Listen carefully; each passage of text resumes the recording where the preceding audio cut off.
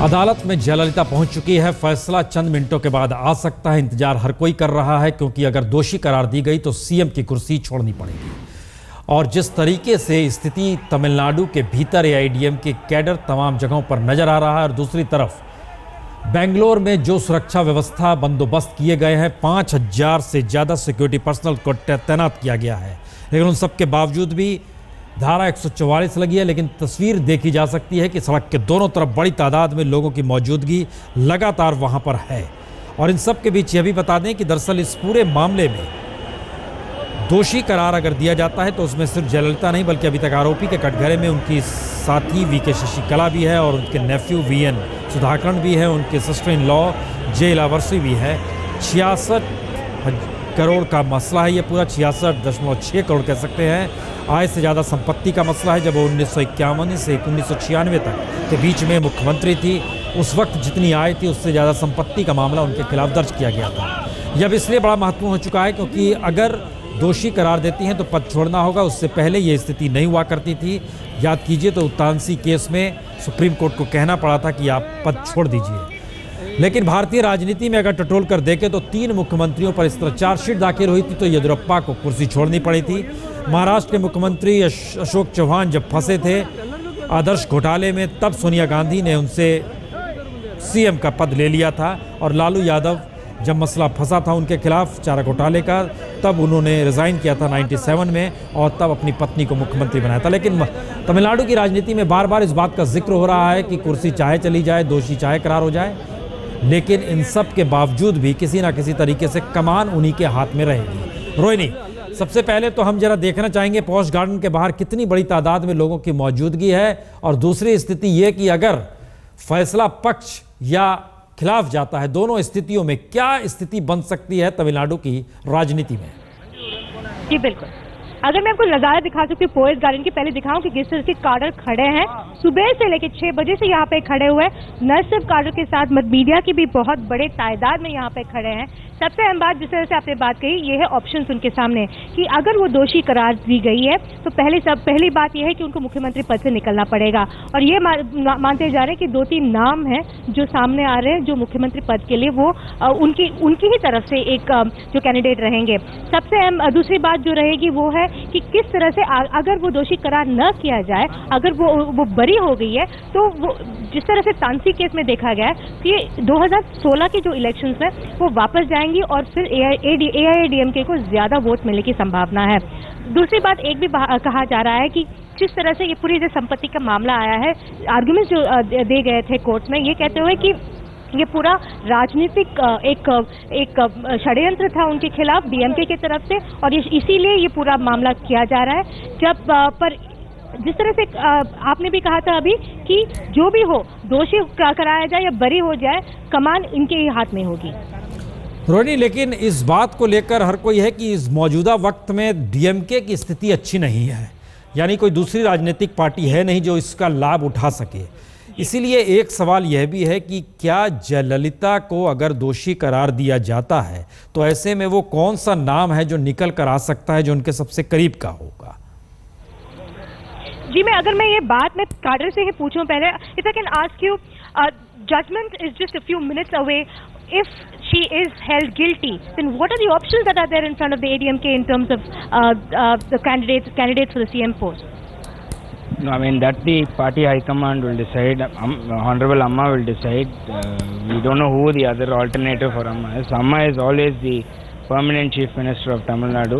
But as it is, these are all false and fabricated cases filed against the minority DMK government. So she'll definitely get acquitted. But what do you see? The DMK also, as of now, is in the minority. So and ADMK has had a thumping majority in Tamil Nadu. So the DMK does not have a say in this at all. No, but they were the one who. These are all fabricated cases filed by them. So definitely she'll get acquitted. There's no second thoughts of whether any negative things happening. She's definitely getting acquitted.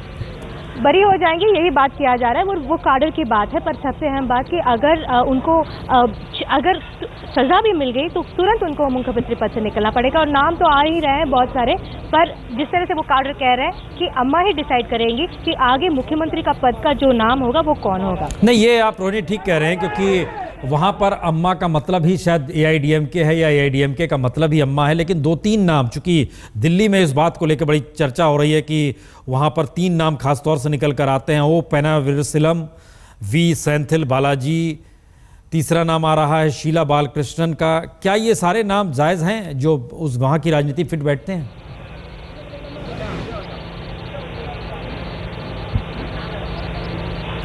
Rohini, 2-3 नाम है यहाँ पर कि अगर जयललिता को वाकई कुर्सी छोड़नी पड़ती है तो 3 नाम का जिक्र बार बार हो रहा है। उसमें शीला बालकृष्णन का नाम है, वी सेंथिल बालाजी का नाम है, ओ पनाविरसिलम का नाम है, पन्नीरसेल्वम का नाम है। तो ये क्या वाकई ये तीनों हैं कहीं इस रूप में लगता है, अगर वाकई दोषी करार दी जाती हैं तो? बिल्कुल ये जो तीनों नाम आपने लिया है, ओ पनीरसेल्वम का नाम पहले आया हुआ था जब ये पूरी बात आई थी कि अगर वो उनको मुख्यमंत्री पद से निकलना पड़ेगा तो ओ पनीरसेल्वम का नाम आया था, शीला का नाम सामने आ रहा है। पर सबसे अहम बात यही है कि डिसीजन उनके हाथ में है, पर आखिर में वो एक डमी कैंडिडेट को ही रखना चाहेंगी सामने, ताकि जितने भी हो जो भी हो, क्योंकि अभी वो उनका यहाँ पे मेजॉरिटी गवर्नमेंट है तमिलनाडु में, तो जो भी डिसीजंस हो वो अम्मा की तरफ से ही जाएगी।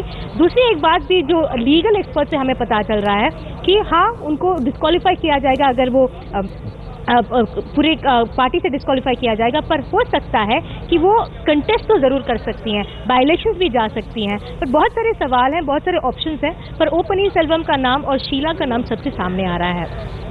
बेंगलोर में हमारे साथ हमारी संवाददाता जुड़ गई हैं, जो प्रतिभा वहाँ पर मौजूद है। प्रतिभा, बड़ी तादाद में पुलिस को हम देख पा रहे हैं लगातार, जब उनका भी काफिला निकला जयललिता का, उस वक्त भी सड़क के दोनों तरफ बड़ी तादाद में पुलिस मौजूदगी है। आप खुद बता रही हैं कितनी सिक्योरिटी है वहाँ पर। सिर्फ एआईडीएमके के कार्यकर्ता ही मौजूद हैं या बेंगलोर में जिस तरीके की भीड़ नज़र आ रही है सिक्योरिटी दायरे से बाहर, या फिर कोई दूसरे लोग भी वहाँ मौजूद हैं?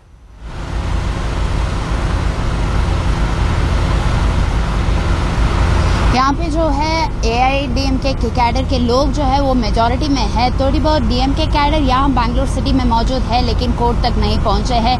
और ढेर सारे पोस्टर्स जो एआईडीएमके का है वो बहुत सारे पोस्टर्स यहाँ पे लगा दी गई है। सिर्फ इसी एरिया पे नहीं, बहुत सारे एरियाज जो है जो बैंगलोर के वहाँ पे लगा दिया जाए। ऐसा लग रहा है कि पार्ट ऑफ तमिलनाडु जो है वो हम अभी बैंगलोर में देख रहे हैं। और यहाँ पे हैवी सिक्योरिटी जो तमिल पॉपुलेशन जो जितने भी एरियाज में मेजॉरिटी में रहते हैं वहाँ पे भी बहुत सारी हैवी सिक्योरिटी लगा दी गई है। जो तमिलनाडु और कर्नाटका के बॉर्डर का है वहाँ पे भी सिक्योरिटी लगा दी गई है। अब एआईडीएमके कैडर के लोग पहले कल रात ही आ चुके हैं और बहुत सारे जो रूम्स 23 रूम्स एटलीस्ट जो बहुत सारे होटल्स में बुक किया गया था। और अभी बहुत सारे लोग उत्सुक हैं कि आज देखना पड़ेगा कि इस जजमेंट किस तरह से जयललिता की तकदीर बदलेगी। जी, और रोहिणी, एक जहन में हर किसी के सवाल है कि जितनी सिक्योरिटी है और जिस तरीके से तमिलनाडु की राजनीति चलती है उसमें हर किसी के जहन में, याद कीजिए तो फरवरी 2000 में 3 लड़कों ने आत्मदाह कर लिया था। एआईडीएमके के एक्टिविस्ट थे, जिस समय अदालत ने 1 साल की सज़ा सुनाई थी। क्या इस तरह की भी सोच अब भी है वहाँ पर कि या इससे ये ऐसी ना हो इसलिए पुलिस की मौजूदगी हर जगह पर है? बिल्कुल, ये भी एक बात है, क्योंकि सेल्फ इमुलेशन की जो बात हो रही थी, जो अपने आप को आग लगाने की बात हो रही थी पहले, जब इससे भी पहले भी एग्जांपल्स हुए थे, उसको नज़र रखते हुए ये जो लॉ एंड ऑर्डर की जो स्थिति है वो न सिर्फ तमिलनाडु में बल्कि कर्नाटका में बताया गया है। इसके साथ हमें ये भी बताया जा रहा है कि एआईडीएमके के कैंप की तरफ से हमें ये पता चल रहा है कि अम्मा ने खुद बोला है लोगों को कि ऐसे कुछ न करें ताकि किसी के ऊपर हानि पहुंचे। सिक्योरिटी कवर की बात किया जाए तो तमिलनाडु में ज़्यादातर वो बॉर्डर्स में होंगे, होसूर करके जो कर्नाटक और तमिलनाडु के बॉर्डर एरिया में है, वहाँ पे जो सुरक्षा कर्मियों को तैनात किए गए, बड़े तादाद में उनको वहाँ पे किया गया था। वहाँ पे एक बस में 3 लड़की भी जल गए थे कुछ साल पहले, उसको भी रखते हुए वहाँ पे 3, जिस तरह से 5 लेयर की जो सिक्योरिटी कवर हमने कोर्ट के बाहर देखा है, वैसे ही 3 लेयर की होसूर और कर्नाटक और तमिलनाडु के बॉर्डर में भी वहाँ पे सुरक्षा कर्मियों को तैनात किए गए हैं। ये खबर भी आ रही है रोनी की बॉर्डर से आईडीएमके के समर्थकों को वापस भेजा जा रहा है और वहाँ पे बड़ी तादाद में सिक्योरिटी की व्यवस्था की गई, ये खबरें भी आ रही है। लेकिन प्रतिभा, कितने वक्त में ये फैसला आ सकता है?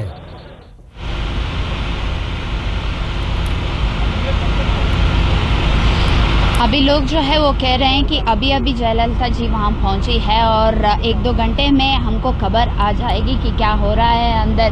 बहुत सारे सवाल जो उठ रहे हैं, बहुत सारे पार्टी के एडवोकेट जो है वो भी अंदर है और थोड़ी बहुत जो बाहर है। और यहाँ पे यहाँ से 1 किलोमीटर की दूरी में एक बहुत बड़ा इम्पोर्टेंट जंक्शन है, वहाँ पे बहुत ढेर सारे AIADMK के कैडर क्रैकर्स वो सब लेके वहाँ खड़े हैं कि ये वर्डिक्ट जो है वो जयललिता के फॉर्म में आएगी। और जिसकी वजह से बहुत सारे लोग जो है AIADMK के कैडर के लोग को वहाँ पे रोका दिया जा रहा है कि ताकि किस तरह की भी वायलेंस या किस तरह की भी सेलिब्रेशन की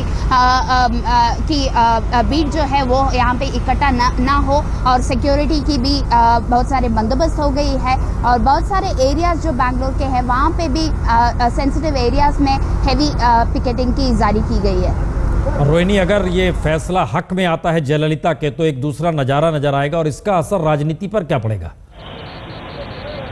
बहुत ज्यादा पड़ेगा। जिस तरह मैं बोल रही थी कि 2016 का जो इलेक्शंस यहाँ पे होने वाले हैं तमिलनाडु में, AIADMK के लिए ज्यादा स्फूर्ति मिलेगी और वो ये कह सकते हैं कि उनके ऊपर जैसे में पॉलिटिकल षड्यंत्र चलाया गया था DMK की तरफ से, और हो सकता है कि DMK एक पार्टी के तौर पे उसका कभी कंप्लीटली निकल जाए और DMK कुछ कर भी ना पाए, क्योंकि ये पूरा जो मामला है DMK की तरफ से ही शुरू हुआ था। ये जो एसेट्स के मामले जो हैं, तो अगर वो उनको बरी किया जाएगा तो ADMK के लिए एक बहुत बड़ा एक तरीके से बूस्ट रहेगा 2016 के इलेक्शंस के लिए। चलिए, हम इंतजार कर रहे हैं फैसला आए और ये वाकई तमिलनाडु की राजनीति के लिए एक बहुत महत्वपूर्ण दिन है, चाहे फैसला जयललिता के पक्ष में आए या उन्हें दोषी करार दिया जाए। दोनों स्थितियों में तमिलनाडु की राजनीति और कहीं ना कहीं कर्नाटक में जो कुछ बॉर्डर इलाके में जिस तरीके से बड़ी तादाद में खबरें आ रही हैं कि AIADMK के कैडर लगातार वहां पर पहुंचा है, सुरक्षा बंदोबस्त दोनों तरफ से किए गए हैं। बेंगलुरु का नज़ारा हमारी संवाददाता जिस रूप में बता रही है कि प्रतिभा